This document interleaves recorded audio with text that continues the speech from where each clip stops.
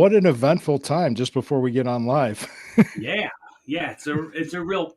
I'm cursing my head off and running around like, what the could it be? All right, we got it. We're good. Hey guys, thank you for everything. I restarted. We did it. We're on. All right. We got it. We got it. We're here. Thank you for joining us here on the StewKast, the wrestling podcast on the Combat Zone Network, a subsidiary of the Fans First Sports Network. I am Lou Marconi at LMarconi251 on Instagram, at LMarconi1973 on X. My friend Corey Castle at Corey Castle everywhere. He's also my hetero partner and co-host. So, well, we got it's funny. It's pretty frequent in our industry where we could consider somebody our tag partner. The thing is, we tag each other in everything. Pretty much. So we kind of are tag partners. In a way, yeah. Yep. There we go. Tag me in. All right, we're gonna talk about the dark side of the ring with Ludwig Borga. I'll take all the heat and you just get the hot tag. Yeah, I always come in and shine. So we'll talk about Raw on SmackDown. I almost said Nitro. God, yeah, it's 1999 all over again. Oh, I miss it. I miss it, man. I miss it. You missed Nitro? Yeah.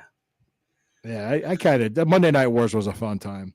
But let's go ahead and I got my notes here. Do you want to do SmackDown and Raw first, and then we'll talk about the Ludwig Borga? Yeah, then we'll talk about Dark Side. Yeah, and tonight's episode's about Vader. Oh, yeah. Not Darth. Not Garth. No. Not Darth. No, not Darth Vader. No, Big Van Vader, Leon White. Yes. Darth Alligator. I almost had to work him at WWF. Yeah. And the thing was, I got there early enough. They gave me a choice between him and Ron Simmons. I took Ron Simmons. I was like, I ain't working that guy. Fuck that. Frank had to work him. And he's like, oh, I already worked him once. I said, well, no, then you're going to have a really good match. I said, I'm not getting in there with him. Then you'll have familiarity. You guys will be. He was a lot lighter at that time. He was on his way out. At that time. When you say lighter, you don't mean weight-wise. You mean no, I mean just he wasn't laying shit in as hard. I mean, I guess he really potatoed Frank really bad. But Frank, hey, you're awake and you're alive when coming out of there, and you don't have a broken back in the hospital. So I think that's a positive. Mm-hmm. Yeah. All right, Harold Brush. Thank you for liking. Yeah, potato. Yeah, tit for tat, pretty much. You want to do SmackDown first or Raw? Let's do SmackDown first. Okay. Well, I just kind of had my notes here because I had, CM Punk got the big pop with his, with the promo for the night, I think. Yeah. But I had like Ray Phoenix was that finisher he had for the I loved it. That was an awesome finisher. And then I had to remember what was the move. What's that? I remember popping for it too, but it was almost like he had him in a cradle and he was holding them up into a suplex, like a kind of like a Michinoku type driver. Mm-hmm.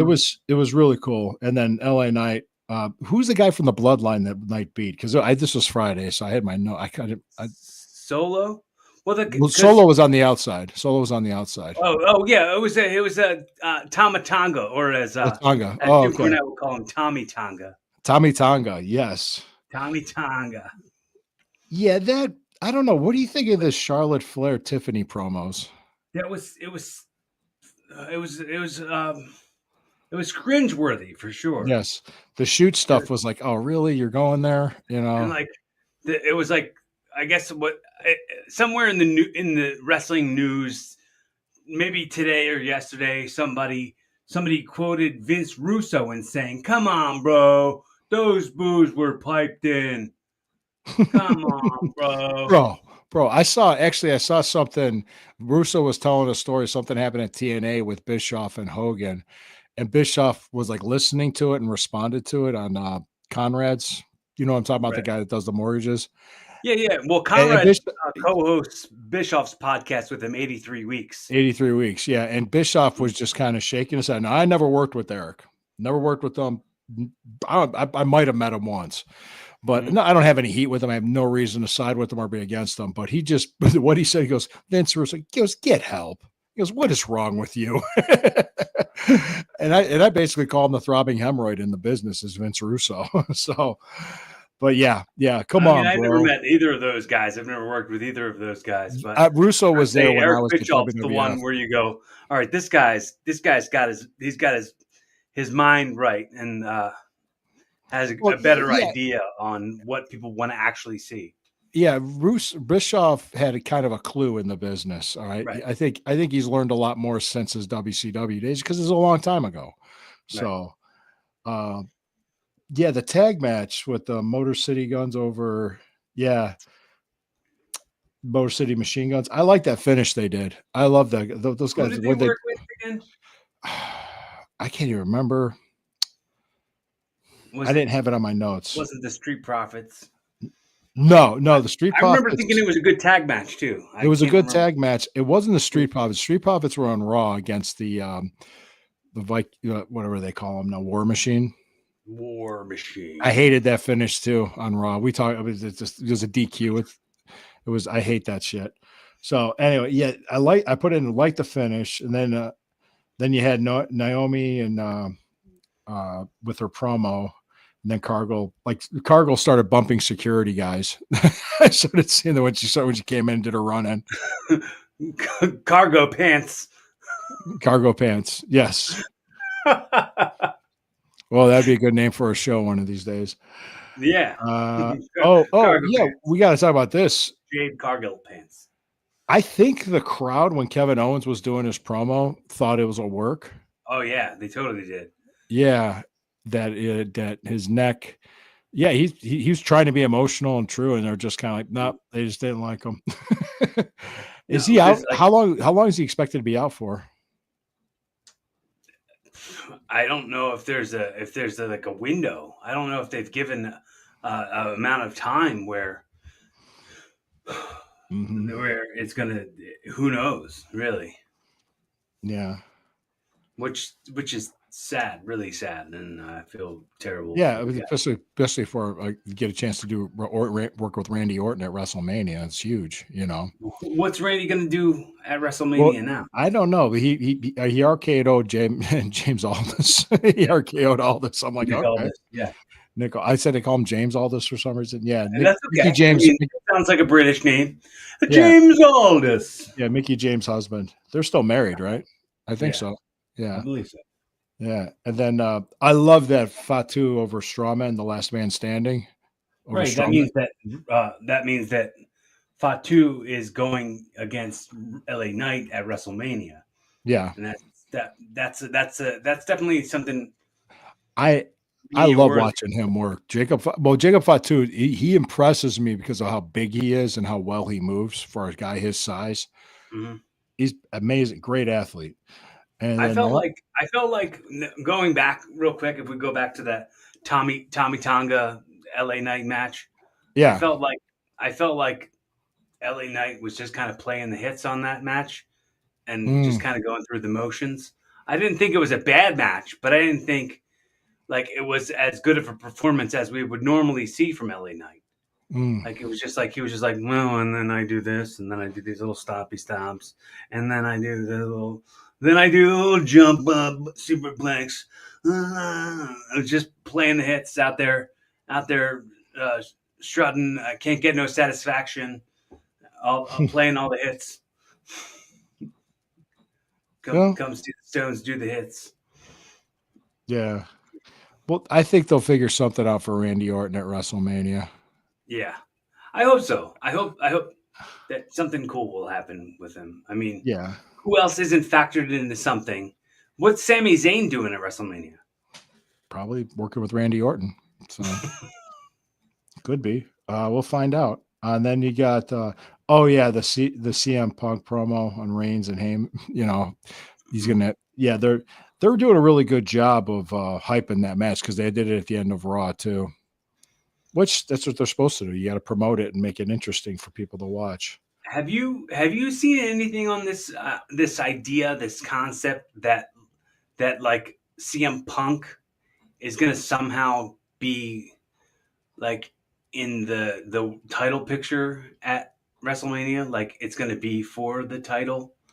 somehow. Like That the match with him and Rollins and Reigns I think somehow they're gonna like parlay that into him getting a title match like the next day on or Raw. something for Well, like would he would night he would two of WrestleMania. would he be working with? Would it be Gunther or Rhodes? Well, I saw I saw a result that like had him beat Gunther at a house show. Did you see any clips from that match? No, It was like I did not. Gunther No, and CM Punk at a European house show, and Punk went over, huh? but like they probably reversed the decision or some F finish, but it Non-title match. I always yeah. hated those. But I mean I saw like Punk holding the belt after the match was over, like, and then maybe they took Hmm. it back from him and reversed the decision. But Yeah, that it'd be interesting. It'd be interesting to see if they would do that. yeah. Um, I mean, it's also going in. I don't remember if this was on Raw or SmackDown. The build up with Jey Uso and Gunther There was on and Raw. It was on Raw. There was a real emotional promo from with the Uso. zip tie thing. Yeah, yeah. Talking about his blood, and he had his twins' blood, and all this. So yeah, that was a very emotional. And I mean, he might have overdid it a little bit, but I thought it was good. Yeah, I had the triple threat women's title match for WrestleMania. What they did with the contract signing for all three of them, and Adam Pearce is in there. I've known Adam a long time. That's what's so funny. And then I had some. Lila Valkyria over Bailey. I Lyra Valkyria. Valkyria. Yeah. But the Yeah. way I wrote it down, Lila Valkyria. Uh-huh. Oh God. I was just like, what? It tells you how much I cared when I watched that. But Then like it's so the women's titles that you want to care about. There's the one that Rhea and Bianca are going after, and then there's the one that with the Charlotte and Tiffy are going after. Like, what are these other titles, and how relevant are they? Like, so why as a everyday or like a casual fan who's just stumbling across this show watching it, why would you go? Oh, I'm gonna get invested enough in who this other champion is, so much so that I'm gonna remember her name. they're selling belts for merchandise. Yes. I mean, That's what yes, it is. Yeah. yes. El Grande Americano. See, that's me pronouncing it over Del Torrio. Yeah, he had the gimmicked hood. That's what he was doing. Then I had the Uso Gunther promo. We already talked about that. And War Machine put over New Day by DQ. I was so pissed when I saw that. I was like, I hate those finishes. Did you watch that? It was the Penta and Dominic Mysterio. Was it the tag match?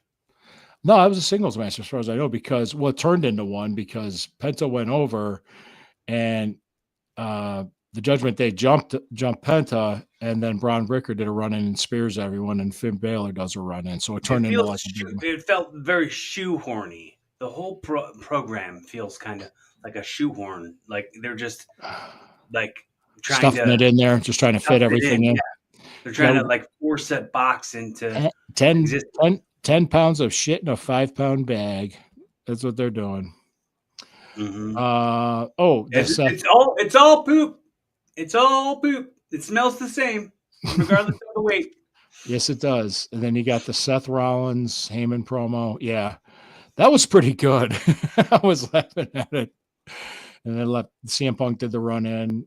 Yeah. Then he said something about how he owes him a favor. So it's like, ooh, what's going to happen at WrestleMania? So that's what I had in my notes. That's like the main. That's like one of the main like cliffhangers for WrestleMania. I mean, let's say like the major parts that are making people want to watch WrestleMania is like CM Punk, John Cena, and now they're saying John Cena is like shooting a movie in England and he's not going to be back until WrestleMania. So like the go home, the last image you saw of his build towards his match with Cody Rhodes for what would be his 17th title reign was him getting laid out by a Crossroads. Hmm. That's kind of bizarre. And the other part is CM Punk's promo, or CM Punk's favor that he's owed from Paul Heyman. And it's really funny how CM Punk can make some stuff that is like nobody else could make this important.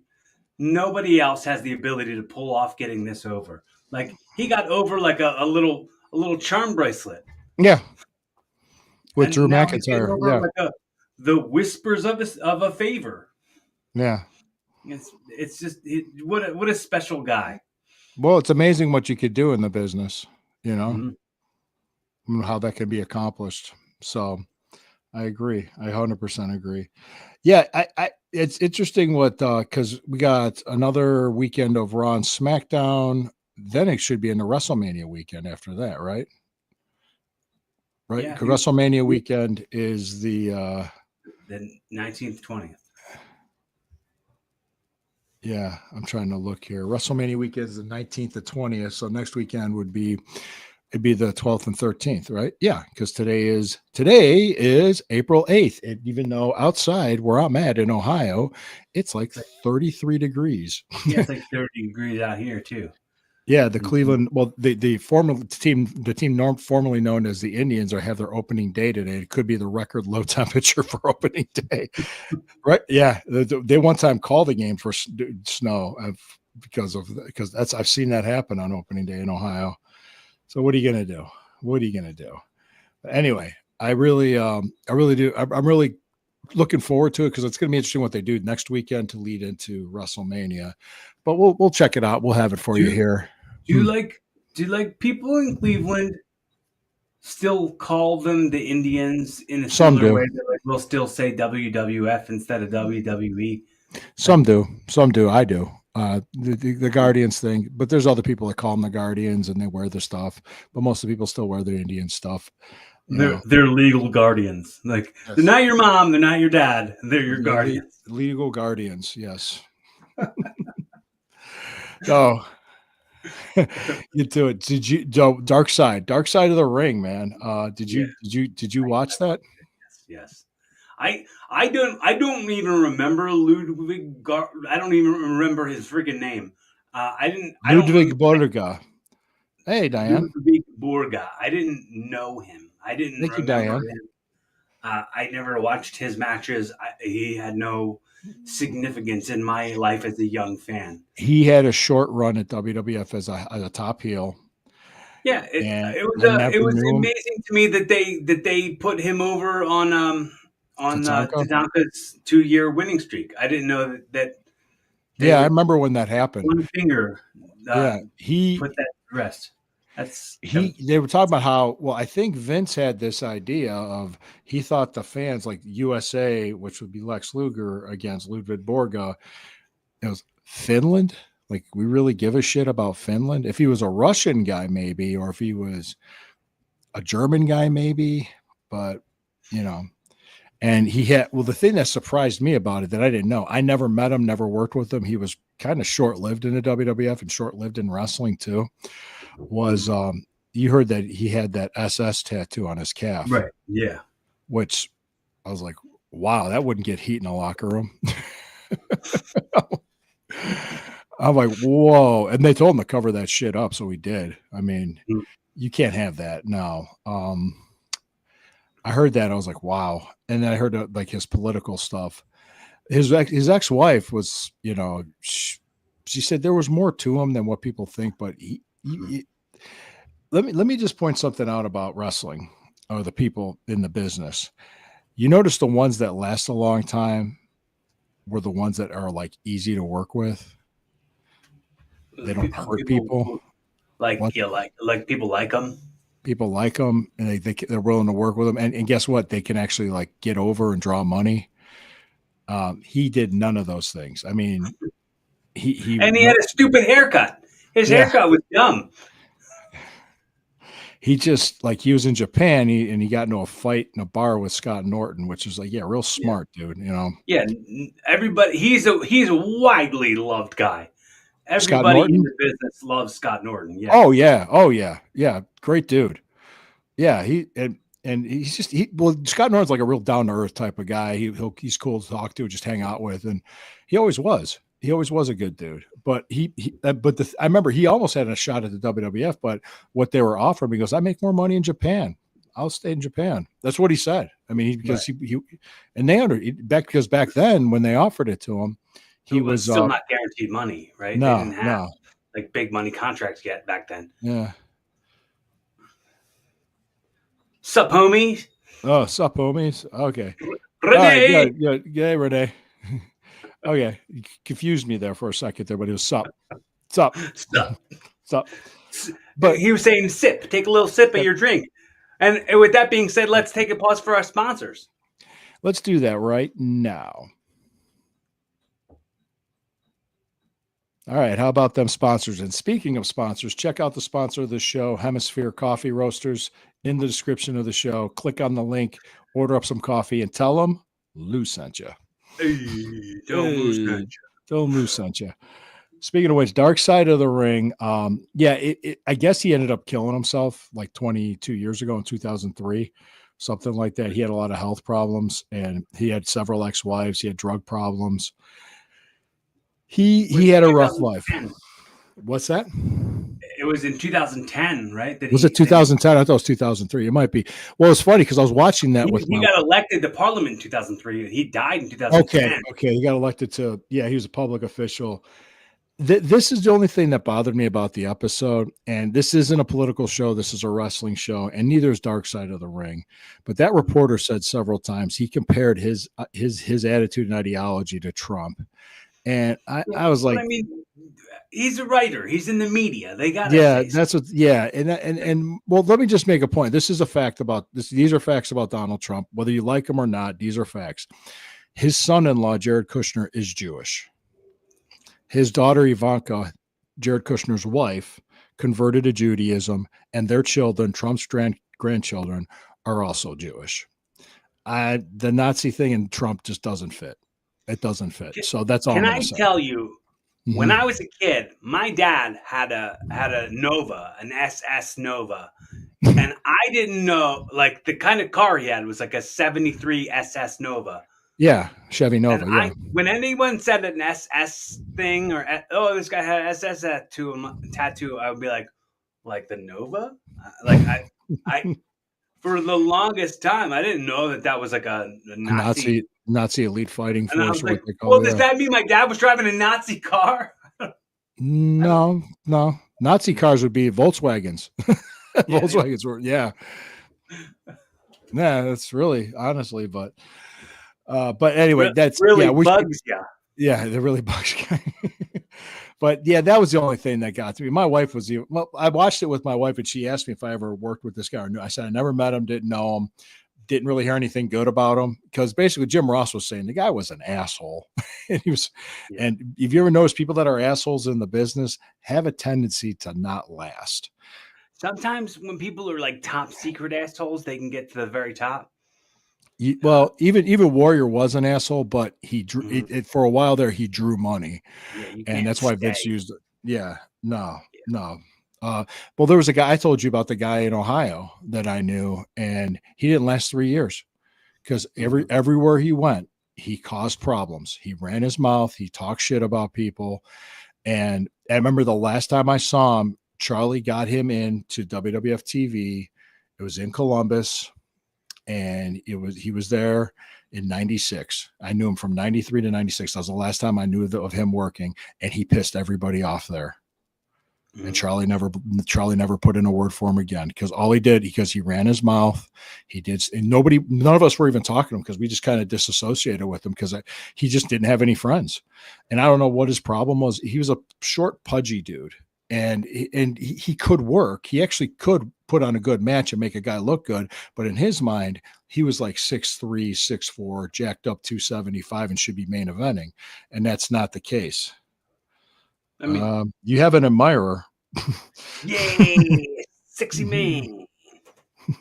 There you go. All right. Thanks, Dan. So, but that was my point. Was like he'd run his mouth, say, "Well, I could do this better here." Or like he would say, "I could book this better, or I could run this better. I could have a better match than that guy. I'm better than that guy." I mean, he'd just run his mouth, and you understand. Sometimes people are friends with each other. I can say, "Well, like, we wouldn't believe what this guy was saying about you," and then it's you just throw your hands up, and you're like, then people just quit booking him. Like, he's not worth it. He's not worth dealing with. So I tell that, like, yeah, be cool. I mean, be cool. I mean, yeah, there might be guys that you're better than on shows and higher spots than you on shows, but you're working. You'll get a chance. You'll get your opportunity. Just keep working. That's what I tell them. So keep your mouth shut and your ears open. Pretty much, yeah. And your nose closed. And tonight's episode is Vader, about Big Van Vader. And speaking of nose closed, were you ever around him on when like people would complain about his gear smelling bad? Did you ever? Yeah. Oh yeah. Yeah. I've been around that. Yeah. People bitched about it. Yeah. Shawn Michaels pretty much buried him at WWF because he blew a spot at the SummerSlam in '96, and I don't know if he blew up or what happened to Vader, but what do you guys think about Jay and Gunther not being in the main event? Well. About WrestleMania, I don't really. Well, he should be in match 1-ish. Been down since match 1-ish. Honestly, it doesn't feel like a match that would be main event anyway. Yeah, I said the same thing. I just said, I main event match build to it. No, the Punk, Rollins, and Reigns definitely does. People are looking more forward to Tiffy versus Charlotte Flair than they are looking forward to Jay and Gunther. And I think most people, it's a foregone conclusion that they believe that Jay's still going to win. I think the majority believes that Jay's just going to come in and win, even though, like, he's never beat Gunther. Well, maybe there's a time and place for it, WrestleMania. So, but maybe. Yeah. But I do remember with Leon that I had an opportunity where I could have worked him, but I could have chose him or Ron Simmons. To me, I thought it was a no-brainer. Ron Simmons. I mean, both guys were. I was happy, but they gave me the choice. They came to me. They didn't come to me saying, "Hey, you're working him," and I refused to work him. They came to me and say, "Hey, you're working Vader tonight." All right, I would have went up to him, introduced myself, and been respectful, and say, "Please don't kill me." It's been like that. Well, I mean, he had a reputation, for hurting people, and but at that time, I don't think he would have. He picked the newest luchadors. So many botches. Yep. We were talking about Rey Fenix and Penta, right? What the luchadors? Is that what he's talking about, or the? I'm thinking that's what it kind of means. Yeah, Tiffy and Charlotte Friday was awkward. It was. We were talking about that, Dan. Yeah, very awkward. Yeah. It was like you could tell that these. Not only do these women not like each other, they don't have any chemistry. Yeah. And that's going to not bode well for a match that they're going to have with each other. And I think most of us probably believe that the foregone conclusion is that Charlotte Flair is just going to win and beat her and take the belt. I think that's what's going to happen again for this will be like her 16th belt or something. Something like that. All right, guys, thanks for all the comments. Thanks for everything. This is awesome. Hey. It's going to be a shit show. Okay. It's going to smell too. Cover your nose. Yes, cover your nose. Open your ears and cover your nose. Right. Guys, thank you so much. We got to wrap this up because we're running out of time. Corey, anything you want to plug? Check out Evolving on all the streaming platforms that podcasts are on. Apple Podcasts, Spotify. YouTube, TikTok, YouTube. You can check me out on all the platforms. You can check me out on Fanatical Elves. Yeah, worse than Vader's trunks. Oh God. Tippy Time and the Tippy Queen. Time. Yes. Check out Perfectly Misfit.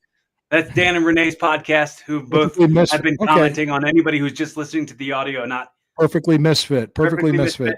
Check out Renee and Dan's podcast. All right, That's check all. me out on Fanatical Elves. Check us out on Rumble on the Sunday Stew Pot. Guys, thank you very much for joining us. I hate to cut it short. We could do this for a while, but we got stuff to do. We got plenty to go on. Hey, we'll see you next week at this time. Raw, SmackDown, Dark Side of the Ring. You guys have a wonderful day. Thank you for joining us.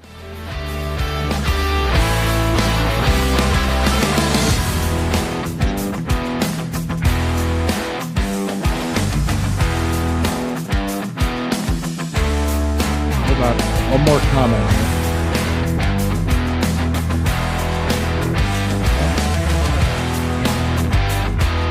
Oh, thanks, Dan. Love it, though. Give it up.